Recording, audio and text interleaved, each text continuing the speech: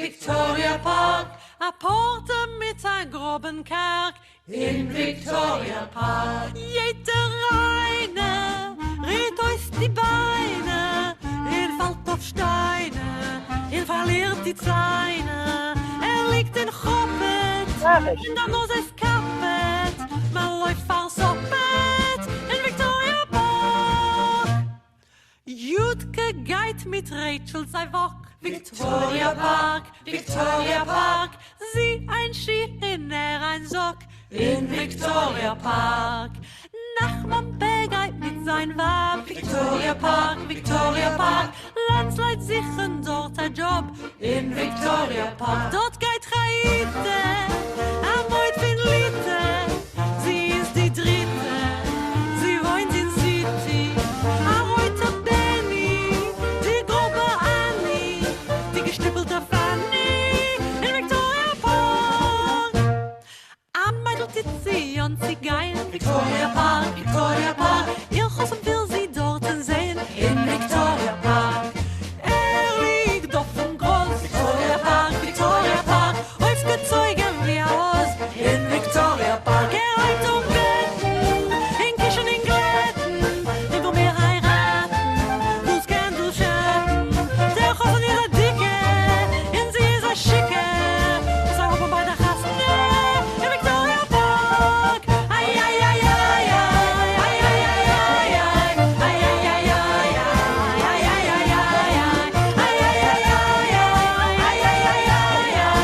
in Victoria Park. Ai, ai,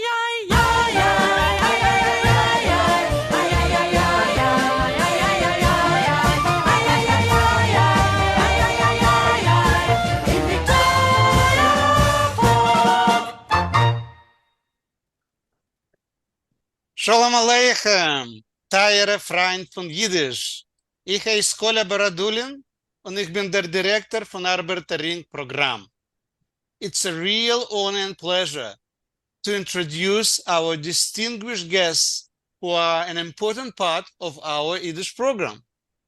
Vivi Lachs is a social historian of London's Jewish East End, a translator and Yiddish pop singer, as you just heard. She is the author of 3 books on the subject, Whitechapel Noise, London Yiddishtown, and this latest book, East End Jews.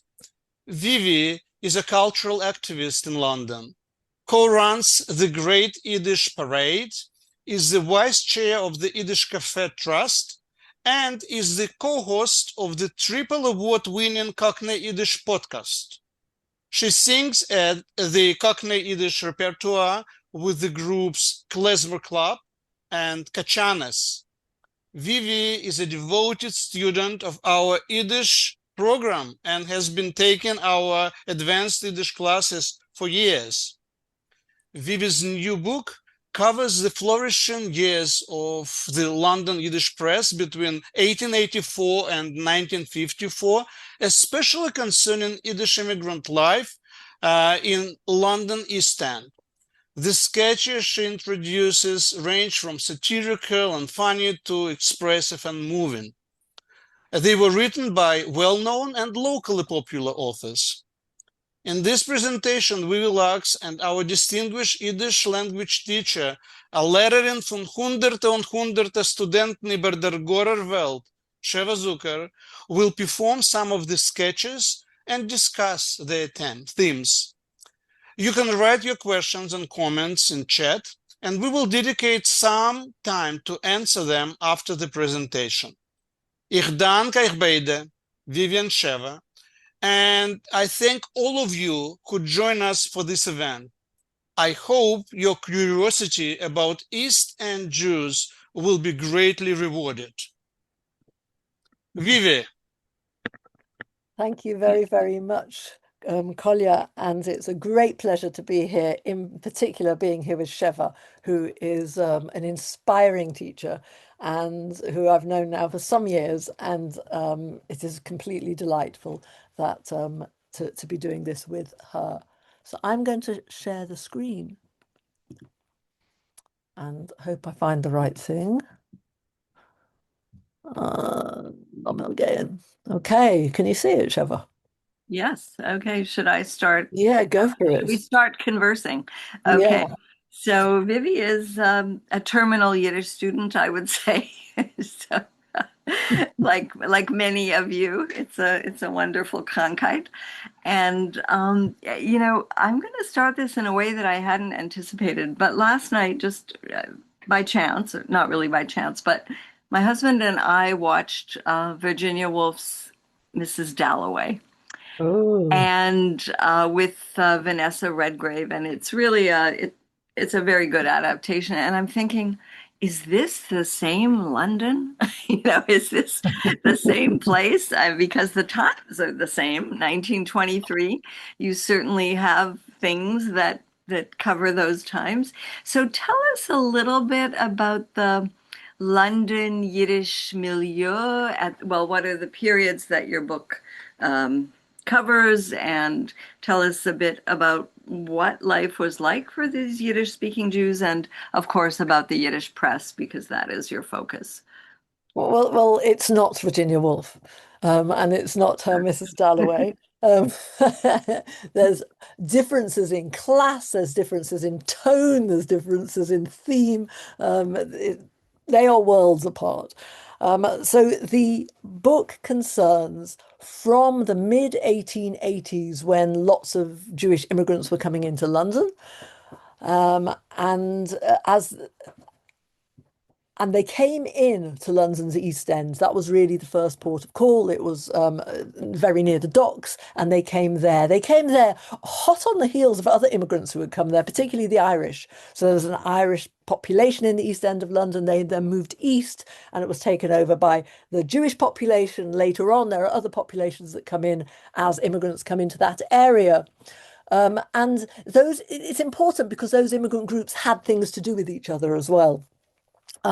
But between the mid 1880s, and it started, there had been a Jewish presence there from older immigration, but from then it really started to become a very, very working class presence, and much larger numbers. And those people were largely pretty poor, running away from poverty, but coming into poverty, running away from pogroms and state violence, coming to an amount of anti-Semitism on the streets of London.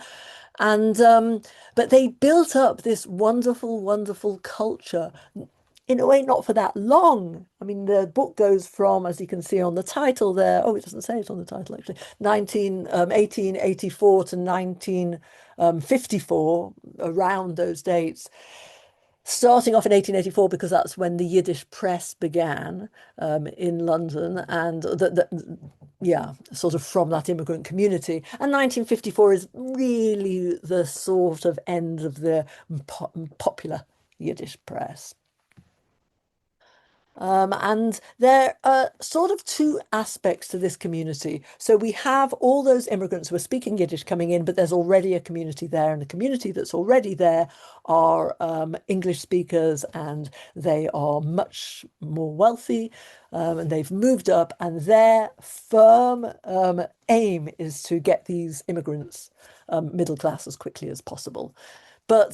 And also to get rid of them speaking Yiddish and get them into speaking English. However, the immigrants themselves, they wanted that to an extent, but they really wanted to maintain their Yiddish culture. And that was showed very strongly in the Yiddish press and the musical song that you just heard.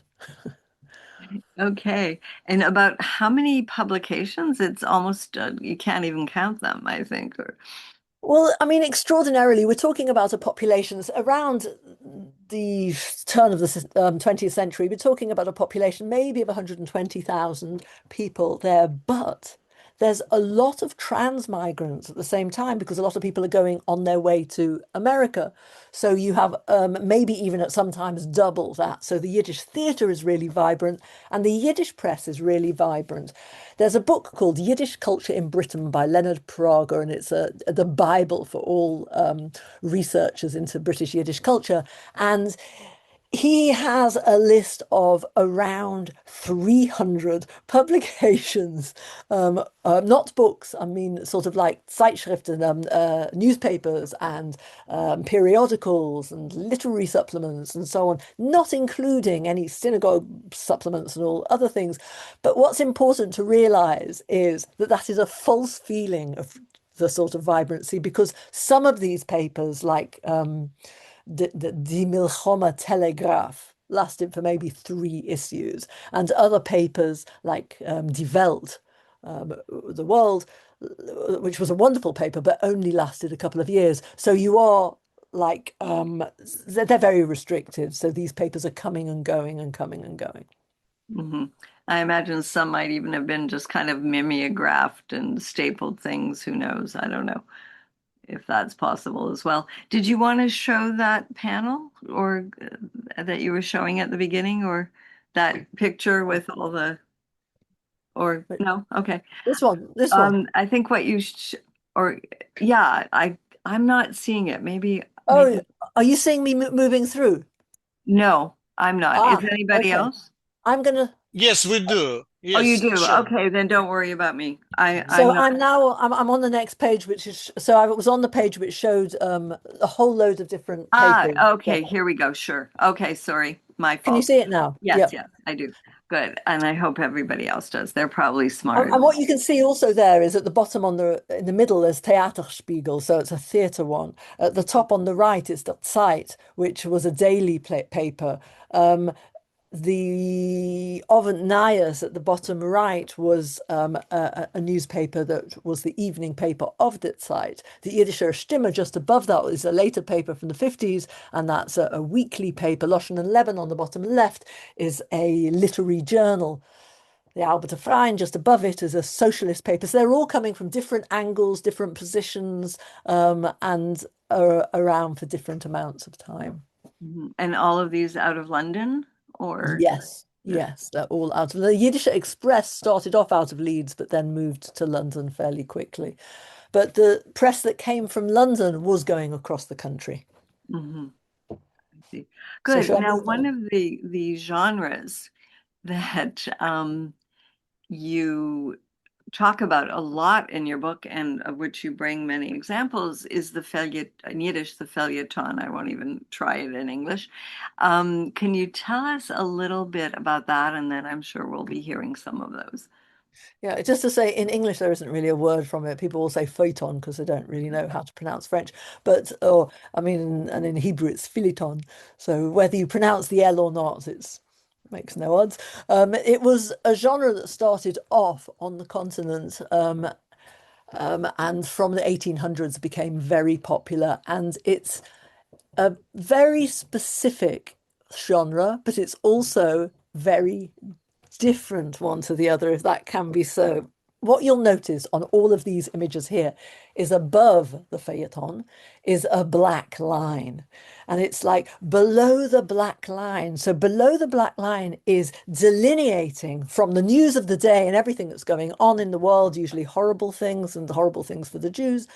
And then under the black line is something else. And this something else had started off as extra leaves in the back of the newspaper, but had become this thing which was a sketch, a satire. We've got their skizze, yes, and the bottom it's a strichen und bildlich, like, drawings, and we've got Londoner Erzählung, a London story from Esther Kreitman at the bottom there, and a miniature. A miniature. So they're all little bits of life going on, but they're not fact. They're not news of the day. They're not always fiction. They can be fiction. They can even be serialized novels sometimes, but they've got an edge to them. They've got an edge to them that's giving a bit of a satirical thrust, or is very funny, or is terribly moving. It's something that I picture, workers in a sweatshop. In their breaks, someone grabs a newspaper and reads it out. And, we do know that these things were performed, and you'll hear they're very performative. So they really became a terribly popular part of a newspaper. And I can't say in Gans, and all of the Yiddish newspapers had them, but they were very popular. There was more than one in each paper usually. Mm-hmm. And I know from the ones that we're doing that even though they're not the news, they're often very much commenting in some more literary way on what's happening right now. I think. Yeah, absolutely. They're based in East End immigrant life, which is why they were also so popular, because people saw themselves in them. Yeah. So why don't we start with what we have prepared, or you have prepared, and tell us a little about Morris Winchevsky, who's one of the more famous ones, I would say, right? Yeah, there are a few famous names that you'll find and others not so famous. Morris Winchevsky is known because he was called the Zayda, the grandfather of Jewish socialism. He came to Britain as a young man. He was 23 years old in 1879, and he stayed in Britain for 15 years. And it was there really that he cut his teeth on beginning to be a poet.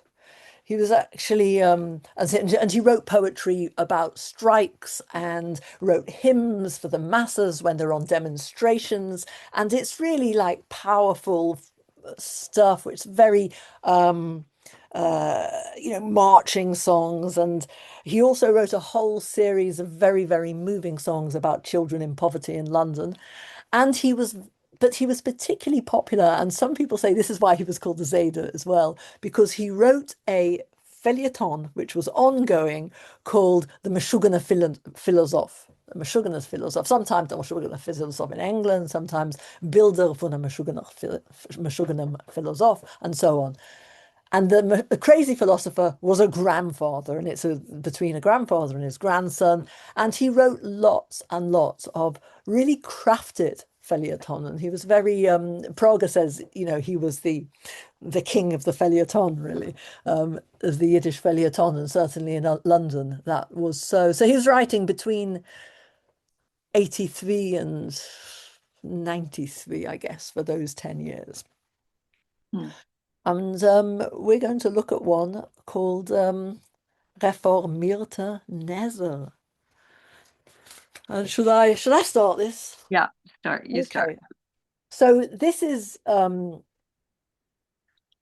it starts at the beginning. So, my grandson came home from school today with an important piece of news.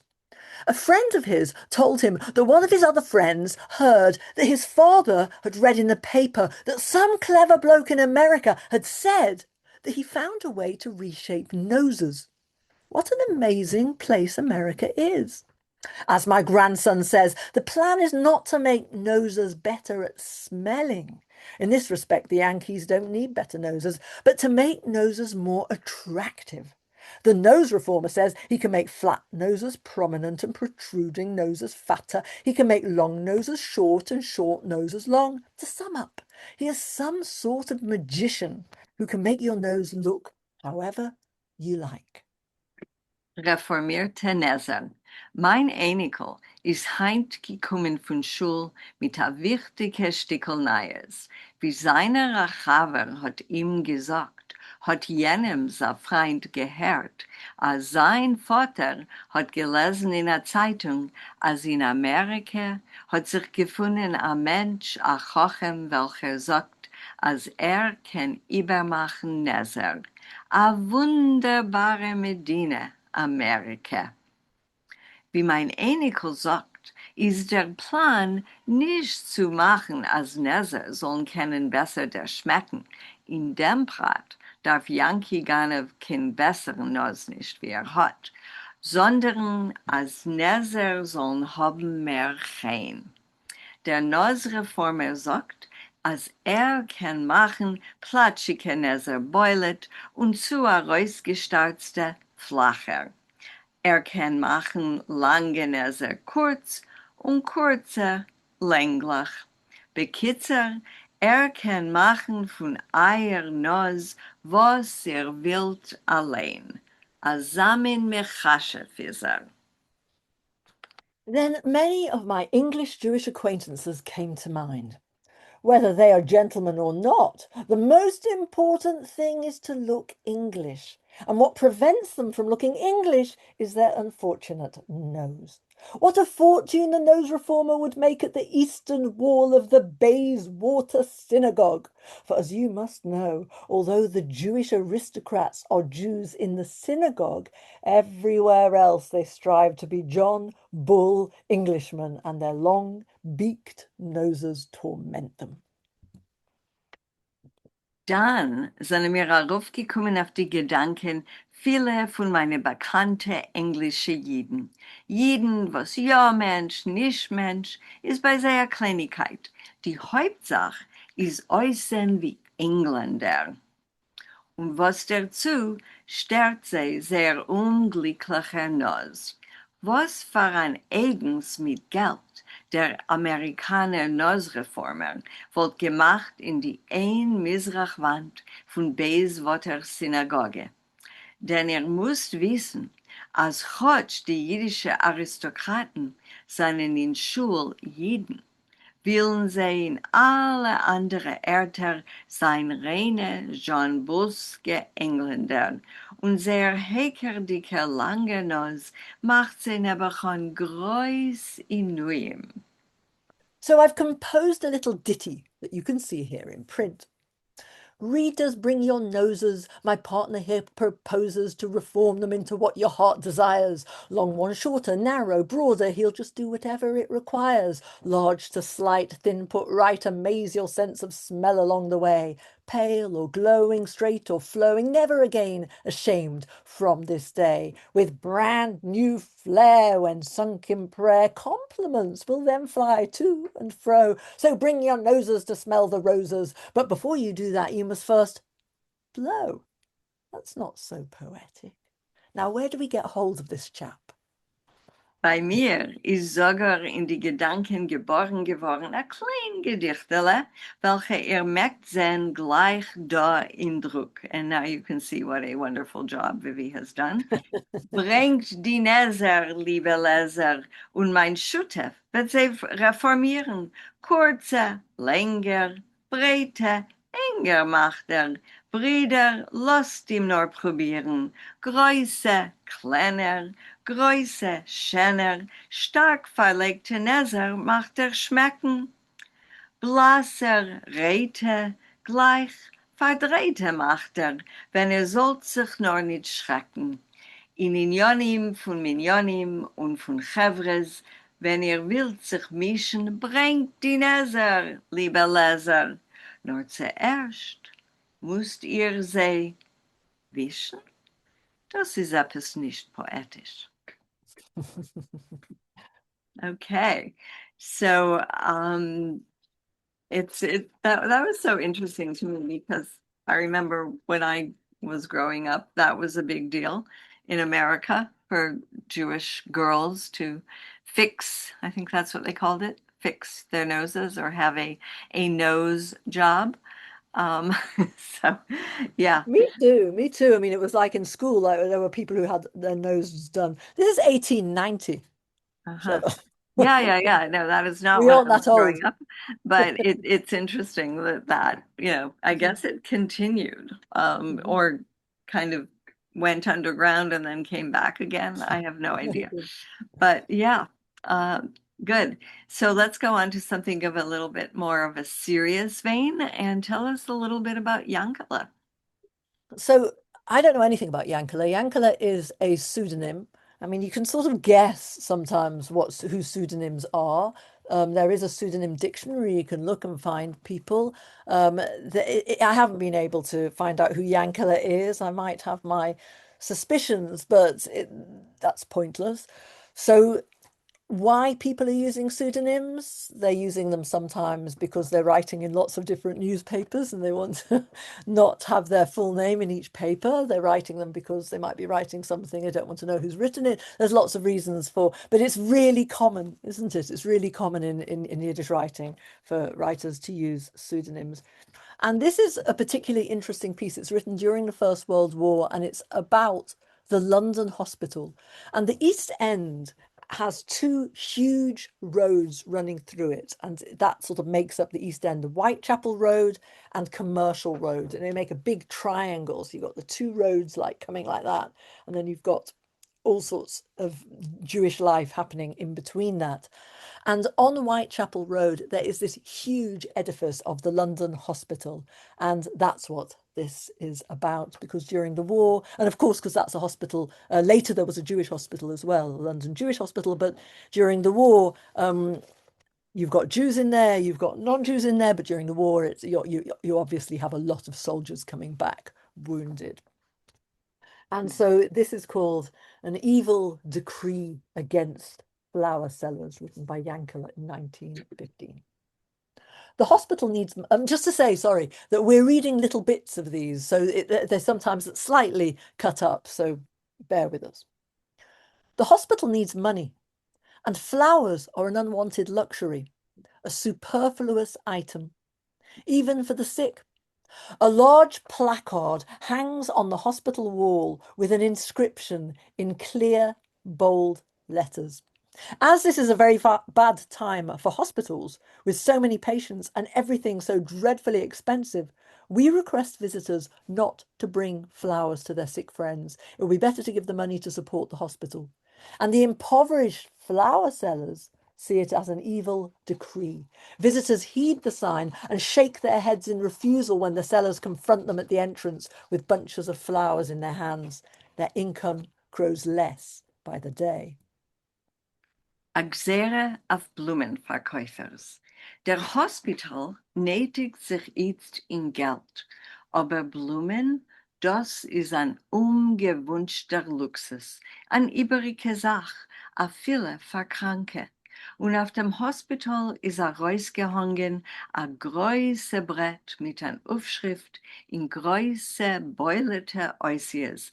Heißt, also wie jetzt ist a schlechter Zeit für Hospitals, Choloim seinen Verana Sach und als ist brandteuer, bechein wird verlangt von Eulen nicht zu bringen kein Blumen zu sehr kranke Freund. Sollen sie besser mit das Geld helfen dem Hospital. Und die arme Blumenverkäufer betrachten das als a Gzere. Die Besucher folgen dem Aufschrift und schockeln mit dem Kopf auf Nein, wenn die Verkäufer begegnen sie beim Reingang mit die bindlich Blumen in die Hand. Der Pigeonseher wird kleiner von Tag zu Tag. Sheva, it's already 50, so what I'm going to do is just tell people what happens at the end of this one, and we'll move on to the next one. Okay. So what, I mean, it's like, and I'll bring the text up, you can read it if you want, but essentially what this does, which is so interesting, is it has a situation during the war, but it shows that, one huge situation that's really important, it sort of mitigates or like affects another situation. So, I mean, the poverty of the flower sellers, it's a very, very moving piece. That they just, they cannot survive the war because they don't have the money from selling their flowers for sick people.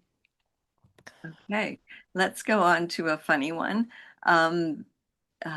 Yid for a pleasure. Okay, say a bit about Balin if you like. Yeah, so Asher Balin was in England for a while before he went to Palestine. He was very, very popular. He was called one of the three comedians or comic writers of Whitechapel. The other, one of the others we'll hear from a bit later, Katie Brown. Although, yeah. And he was called Der Eigener.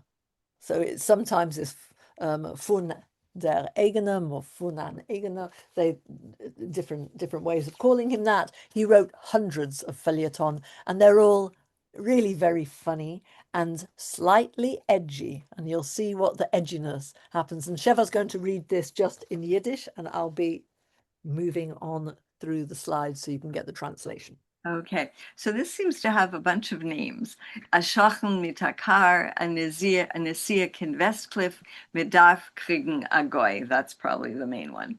Mit And, Hamon. and just to say what happens before you start reading, this neighbor says to his neighbor, "Oh, I've got a new car. Let's go for a trip to Westcliff. Come on, jump in." And they go via the East End to pick up pickles and sandwiches, salt beef sandwiches, and they head off. And they head off in this brand new second-hand car. And this is what happens. Okay. Mit Hamol. Es regnet. Am Mabel. Die Litwatschke schlägt vor, euch sprechen die Deck von Kar. Der Litwak will aber nicht. Versichert, als nicht gedei die Kirche.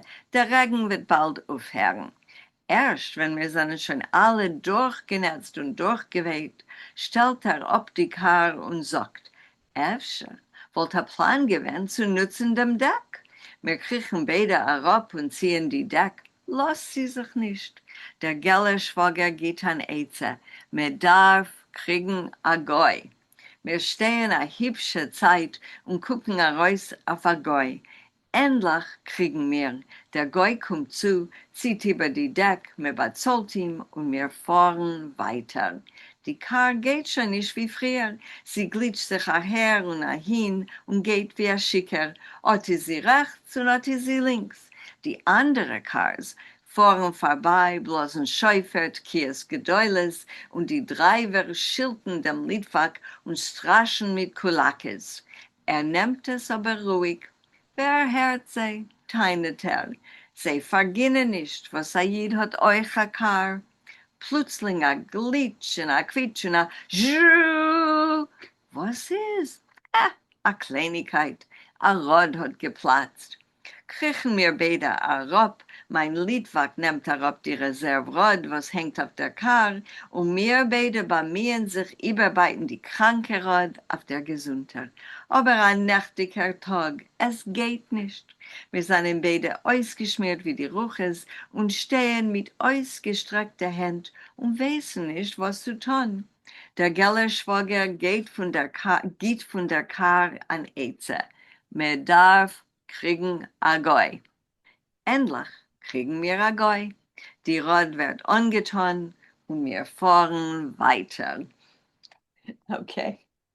So, I mean, I did choose to keep the word goy, which happens, and obviously I could have translated it as non-Jewish person, but there's something about this running gag that happens around this, which is very funny. And even when I've read it over and over again in the Yiddish, I still find it it makes me laugh each time. And it's sort of it's a bit like a Shabbos goy. There's a Shabbos goy is there to do something, and this is a technical goy because Jews are not technical. Therefore, we have someone on Shabbos. There's a non-Jewish person to do what the Jews can't do, and when you're driving a car, there's a non-Jewish person to do what the Jews can't do.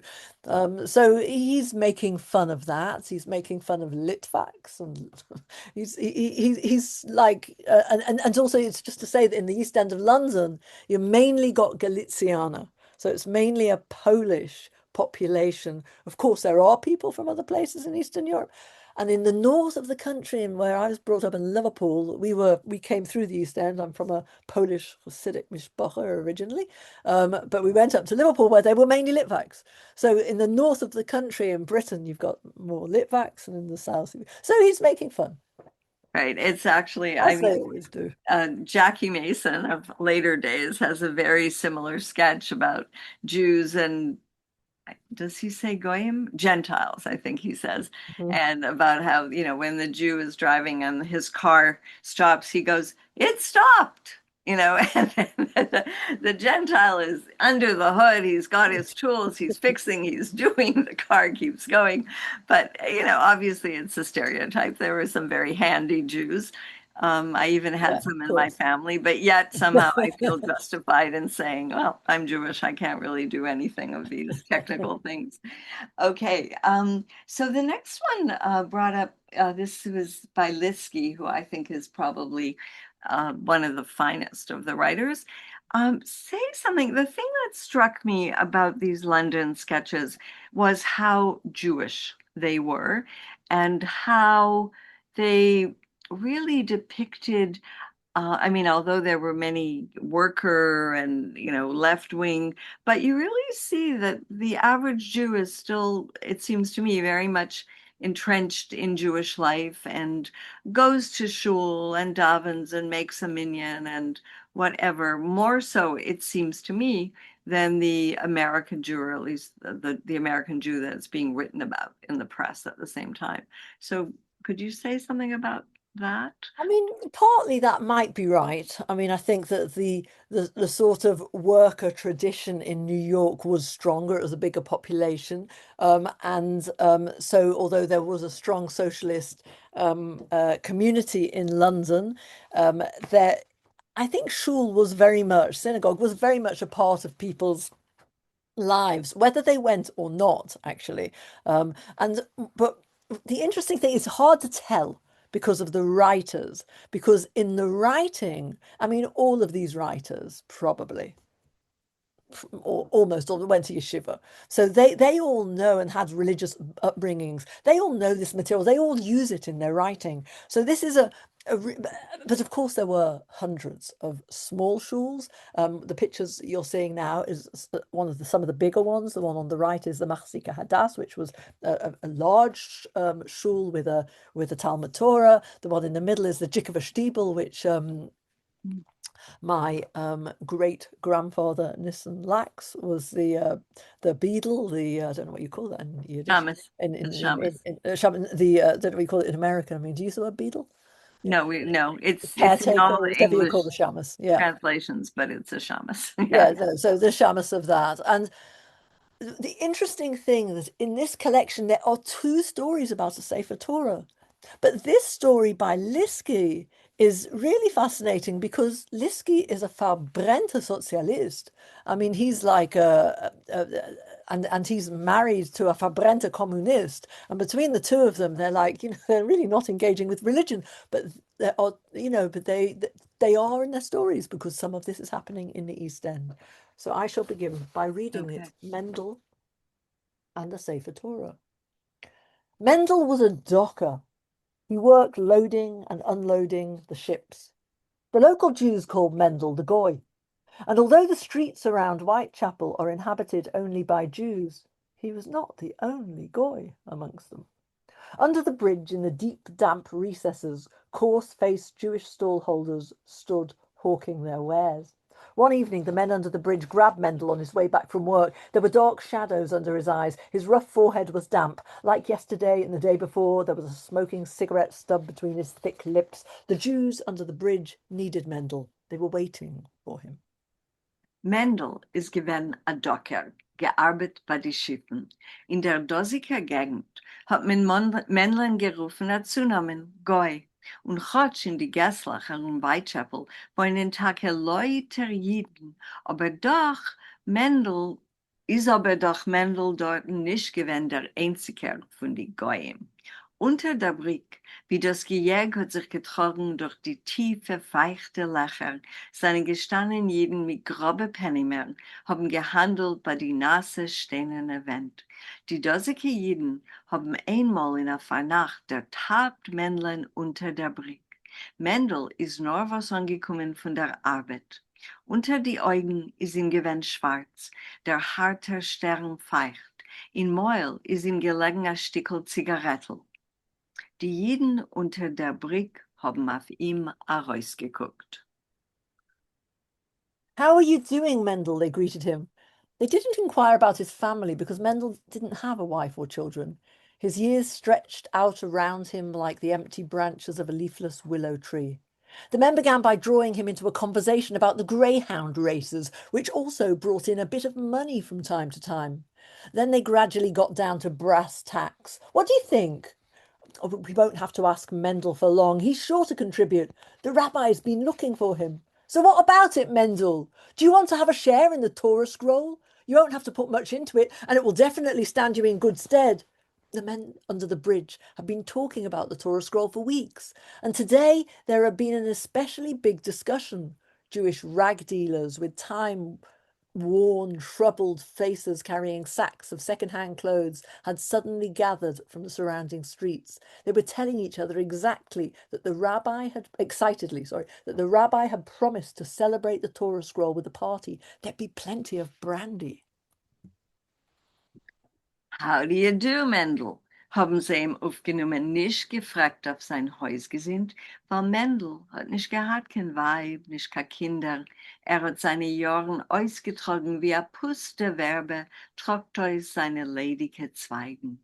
Zuerst haben die Jiden gehabt, das Schmutz wegen die Hint, was laufen in einem Gewett und können einmal euch bringen, ein Gewinns. Chitre und Pamelech haben sie gleichzeitig gekrümmt die Weißlein in die Augen und Männlein an nem getan absicher. Was meinst du? Männlein wird man nicht davon lang betten. Wird euch zu Steier geben. Der Rav sucht im Tag herum. Ey, Mendel, du willst haben Machelik in der Sefer Teure? Du darfst nicht keine Sache reinlegen, Mendel, und es wird dir bringen als sicheren Gewinns. Schon von etlichen Wochen haben also die Jiden unter der Brick gerät von der Sefer Teure. Besonders heint, ich gewinne ein größer Schmutz, seine nachher zugekommen moderne, alte, zerwätigte Pennimer und jeden, was tragen auf die Plätze säcklich mit alten Sachen, handeln mit Schmattes und Laches. Sie haben sich plötzlich zerjavet von der Rumike untergässlich.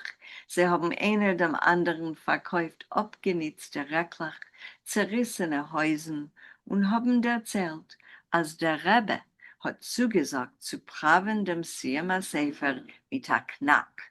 Bromfen wird man nicht schallen. Okay, so I noticed this one was translated by Barry Smarin, who was your partner in the book. Perhaps you'd like to say a few words about Barry. Maybe he's here. I don't know. Barry apologizes he couldn't be here tonight. He has other commitments, but it was absolutely wonderful working with Barry. Barry lives in Poland near Krakow. He has family there, and he was born and brought up in Hackney, which is not quite the East End, but it's East London. And it lay onto the East End. He had a lot of Yiddish in his upbringing and was a Yiddish teacher for a long time. He's not really teaching Yiddish anymore, but he spent most of his time translating from German to English, but Yiddish was his love. And it was absolutely fantastic translating with him because it's just, I mean, you never write a book on your own. And to be honest, you never translate things on your own. And although we come from very different places, he's much more of an expert than I am, which was extremely helpful for me. But we both would write stuff and then we'd Zoom together and we'd really go to the nitty gritty and get small things. And the whole notion of what you translate when you translate, you don't do something as a word for word translation or even a sentence for sentence. You've got to get the feel of it. You've got to get the style and the feel and if there's an Oysterhoek expression in Yiddish that feels quite gritty in a certain way, you want to make sure that you get a similar expression in English, even if it's nothing to do with, it's not using the same words. So I think that is where we also talked. One of the other things about translation is that sometimes you have the sensibilities have changed. So you'll have things that come up in pieces that you wouldn't want to use today. You certainly wouldn't write today. So it's what do you do with that? If you think that the piece has got value in itself, but you find that hard. And yeah, that is something we discussed, including it, for example, the word goy. And just to say, I've written an article that's going to come out in the next proof texts. If anyone has academic connections, they can download that, which is all about the different ways that people call non-Jewish people Engländer or Christen. Or there's a whole range. I mean, the Jewish East End was never a bubble. Although people sort of try to describe it like that, there were always lots and lots of connections out of the East End. And this story where Mendel is a docker being a docker is not a Jewish profession, it's an Irish job. And that really gives you a sense of where Jews and non-Jews meet each other in that situation. Yeah. Okay, let's say something about women. Finally, yes. Were there any who wrote for the press? How many? How represented are they in the book? What So do they this write is about? here are 6 of them, which who anyone can guess who they are and can work out who they are. That's great. They there are others I couldn't find them. Or, for example, like Hannah Berman wrote in London. She was a translator of Sholem Aleichem. They not translations that are used today. There you'll see bottom right is Esther Kreitman. Yeah, and the top left with the glasses. Does anyone know who she is? Oh, I think I know. She's a poet. Malka Locker. So she was the wife of Beryl Locker, who was the Paul something leader of some sort. She wrote fabulous stuff about London. So there are some people who are living in London, some people who moved through London. In the middle is a picture of Katie Brown, and she's not known today except through the stuff that I've translated of hers, but she's fantastic. And in her day, she wrote tons of stuff. She wrote hundreds of feuilletons, and very, very funny feuilleton. And she was really probably the most popular writer in the East End, in terms of the most read, because she wrote stuff that was very, very accessible to people, and very, very astute, very clever. But the piece that I'm going to read to you today is not a funny feuilleton. She also edited the Arbitering. She was very involved in the Arbitering, so I really wanted to bring this one for that reason. And she writes about the Arbitering with such love, and she writes about going to meetings and all the crazy things that happen in meetings, and she's delightful. This is a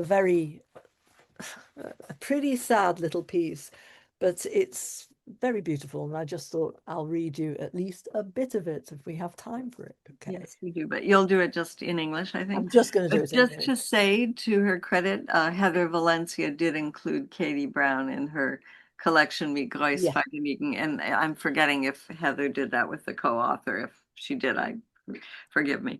Okay. And I think that Heather's working on a new one, and there will be some more Katie Brown in that. So you'll get it in Yiddish. I would also like to say that if anyone would like any of these texts in Yiddish, some of them are really not very well, or the print is terrible because you're getting them from, half the time of translating them is trying to work out what the words say because the print is so bad. But I'm very happy to send them to people. Okay. Of my numerous comrades, friends, people from the old country, and members of the workers' circle, my address book is a precious souvenir.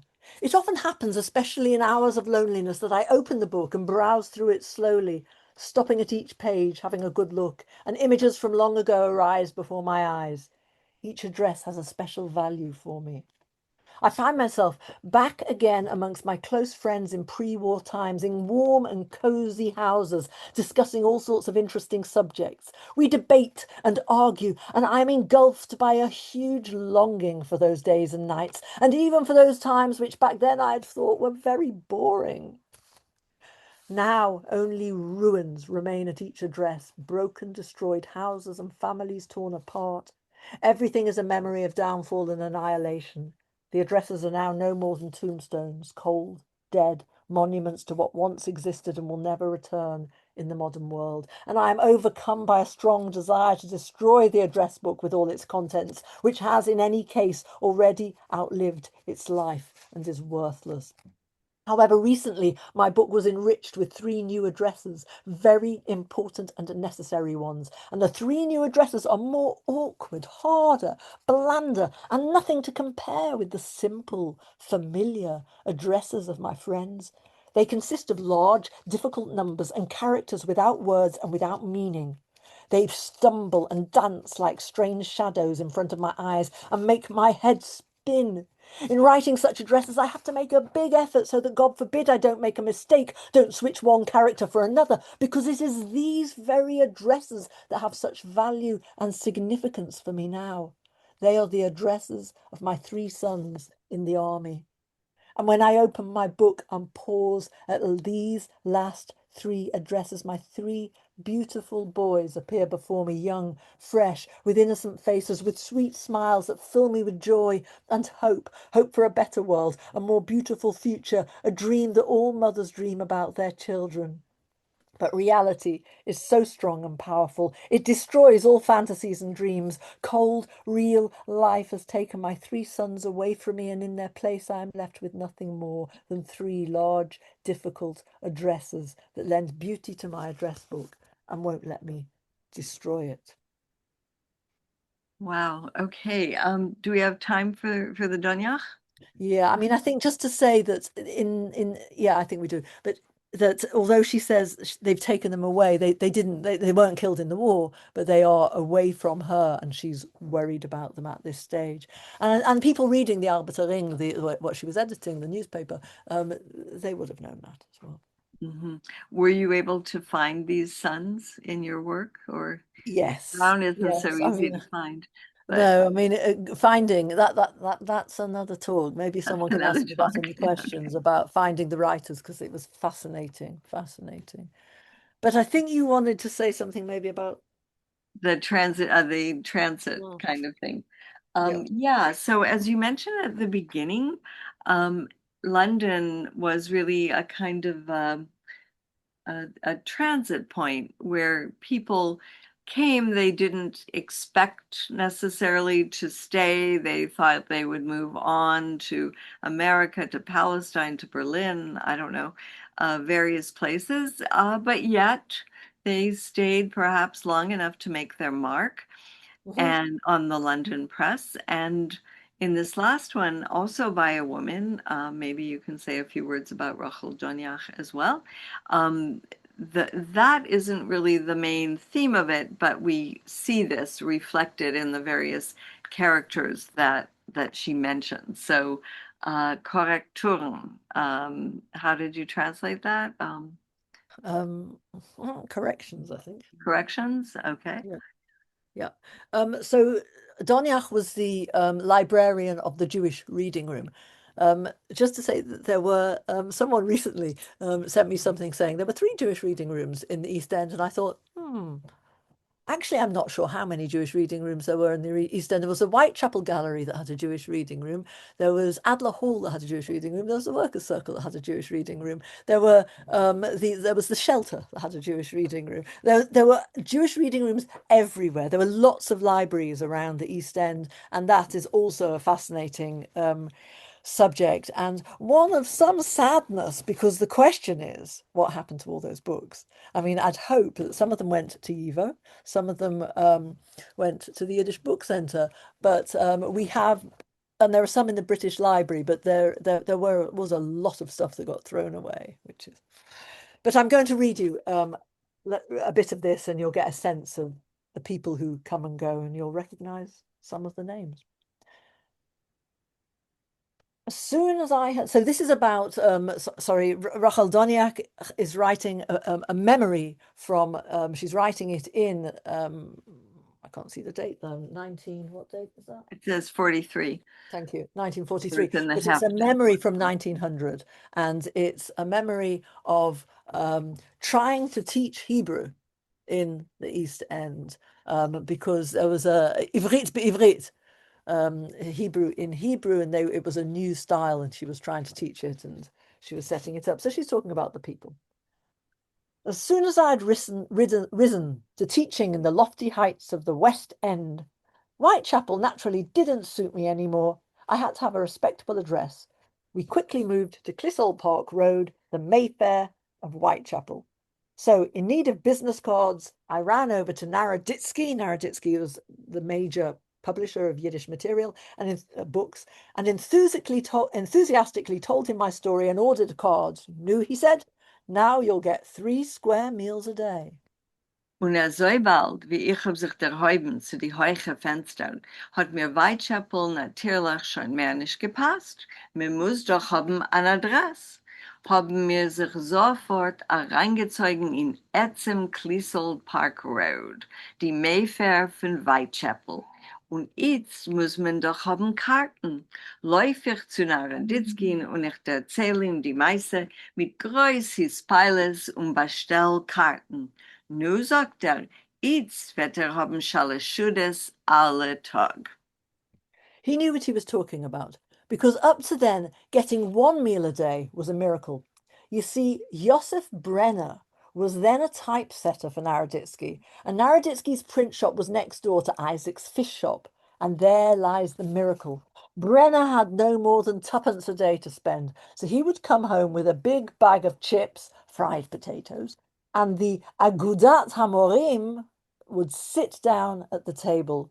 No one suffered from a lack of appetite, and if God gave a helping hand, then Gutman brought in a large loaf of rye bread, and the one they called the Litvak was lucky enough to get a salted herring on credit. He would come in drinking the herring juice and guzzling the herring and give the order to cook potatoes, because herring with hot potatoes is aye, aye, aye.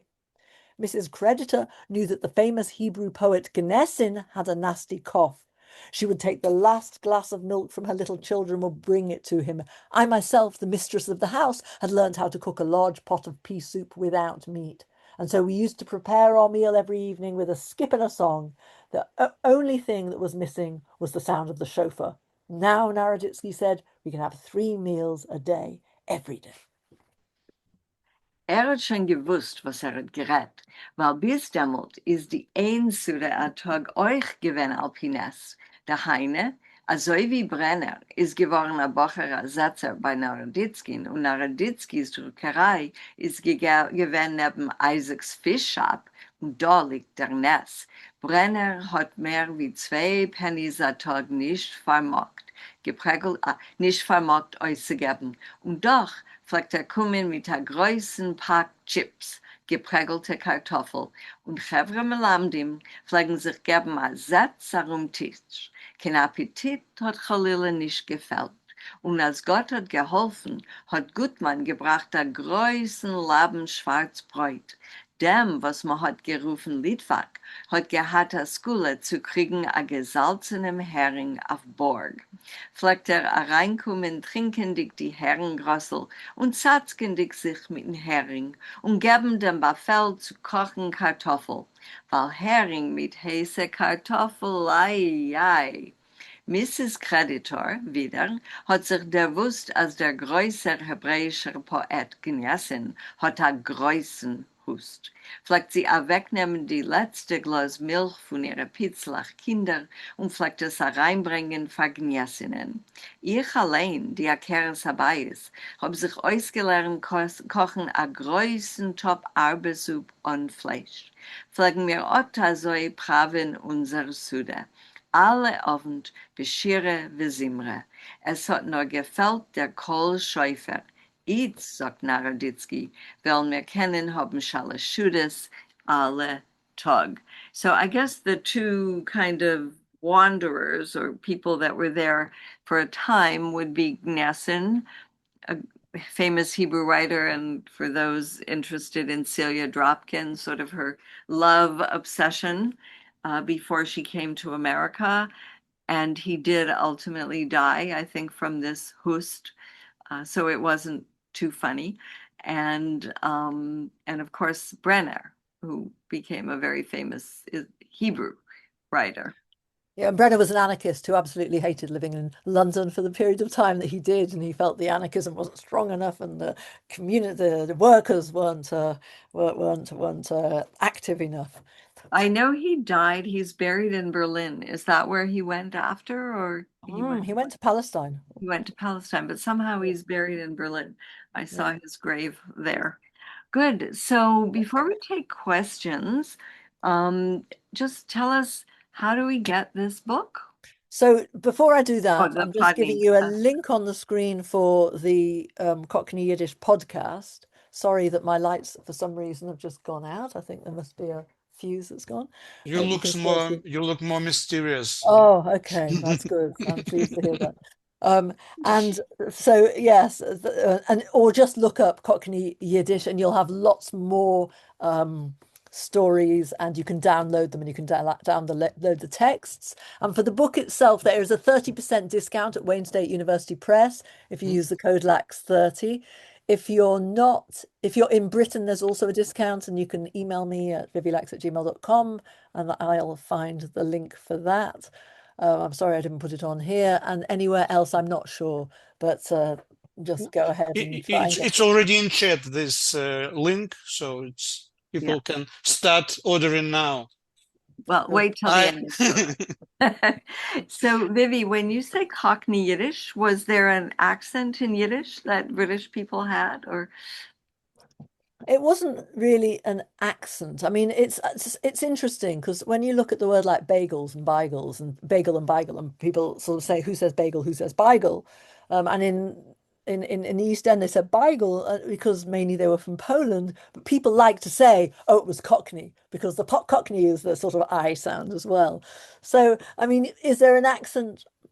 But mainly it's about the way words came in, and the first episode of the Cockney Yiddish podcast really goes into detail about language and how those words came in and what the words were.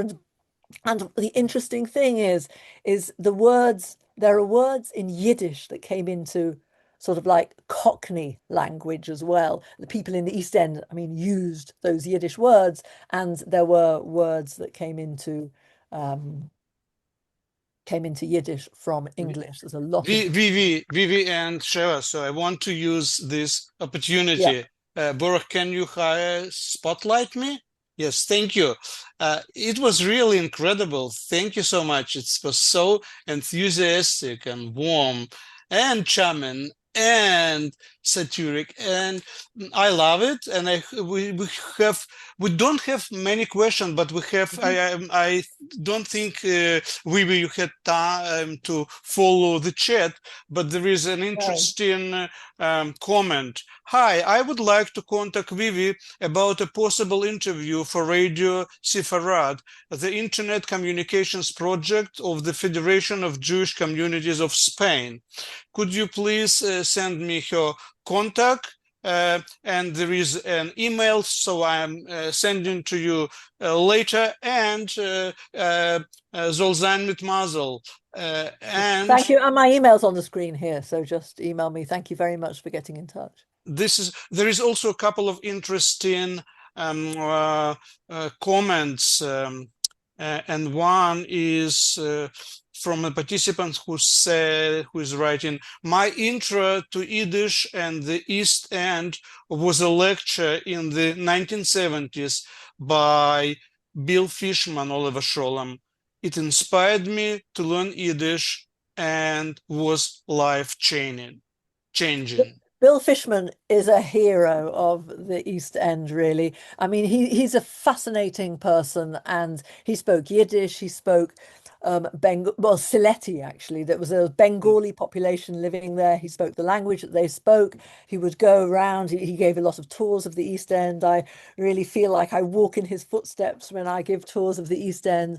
And he wrote book. If you haven't come across East End Jewish Radicals, it's a wonderful book. It's about Rudolf Rocker, but it has a lot about Morris Winchevsky as well, and a lot of somewhat stuff about his Yiddish poetry. And there is another question. I know this talk is about feuilleton, but I'm curious about whether, to what extent the Yiddish press covered the Battle of Cable Street. And tell us what that is, so you're uninformed. Okay. Right, so the Battle of Cable Street it's about the rise of fascism, and in Britain, Oswald Mosley was the head of the British Union of Fascists, and they had huge meetings across London, and they had also gatherings on streets. In fact, Liskey writes really interestingly on it, and in my previous book, London Yiddishtown, there's a story in that. In fact, there are a couple of stories that are about the rise of fascism and the fight against it from East Enders. Indeed, Hilisky also wrote a novella, and in that novella, there's a whole chapter on Cable Street in that. And the Yiddish press, I haven't specifically looked at it. Calling it the Battle of Cable Street came a bit later. I should look that up in the Yiddish press. I haven't particularly gone for that, but certainly in terms of what was happening with Mosley and the rise of fascism and fighting against it was very, very much and alive in the East End. They particularly were going through the East End. Now, the Battle of Cable Street was when this huge procession of fascists, of British fascists, wanted to march through Cable Street. They were being supported, if you could call it that, or protected by the police, who saw it as their right, as a free right in a free country, to walk through an area shouting horrible things to the people who are living there.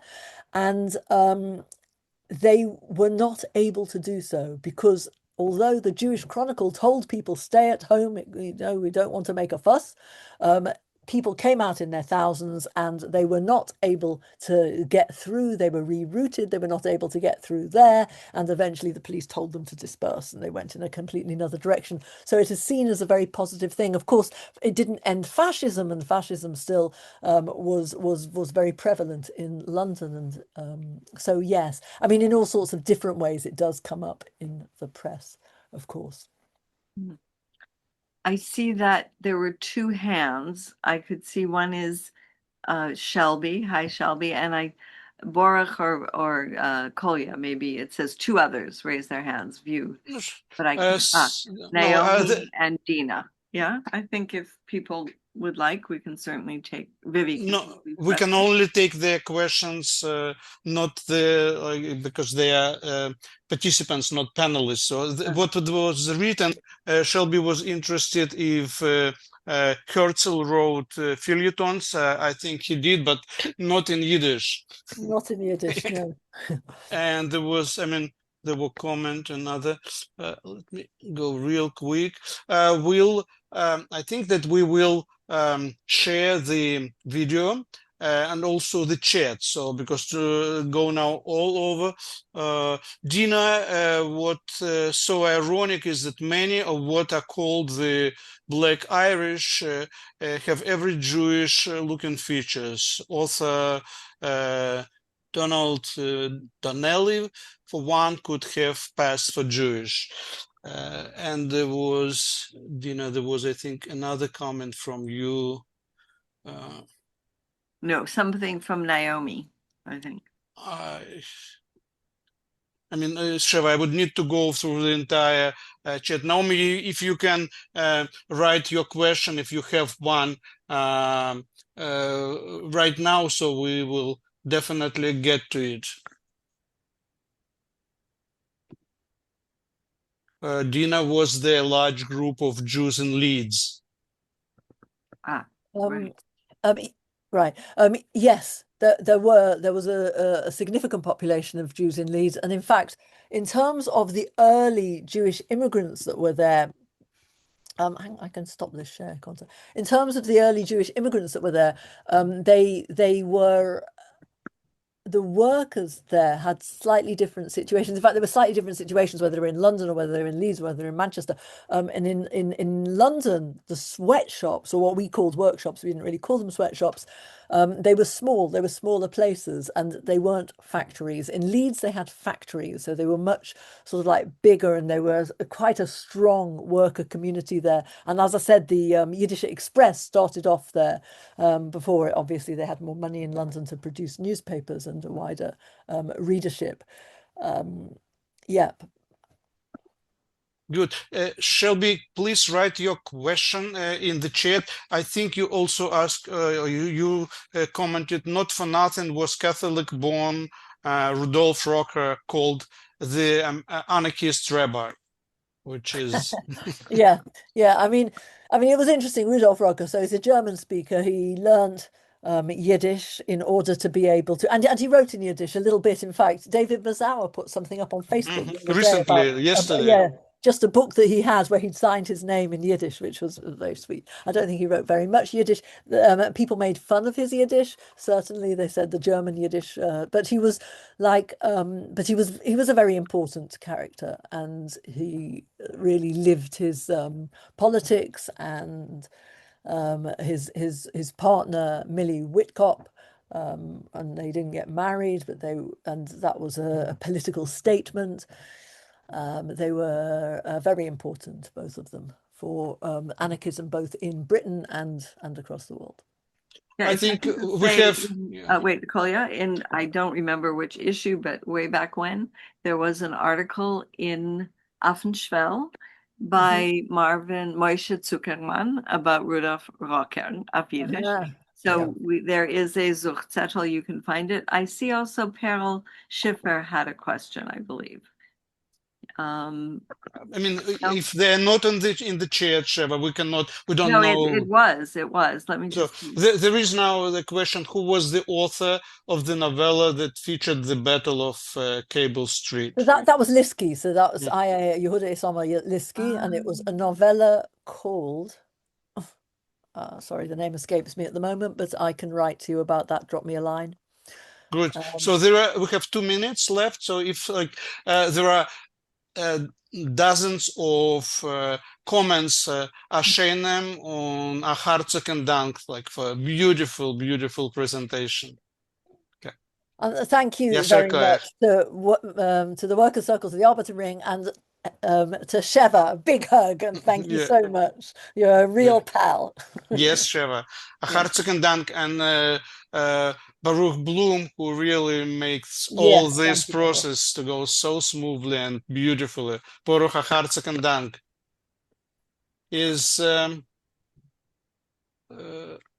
We hope to see more of you in our Yiddish programs, and I thank you all so much for coming. Und bleibt alle gesund. Das ist die wichtigste Sache. Stay healthy. Thank you. Thank you. Thank you all.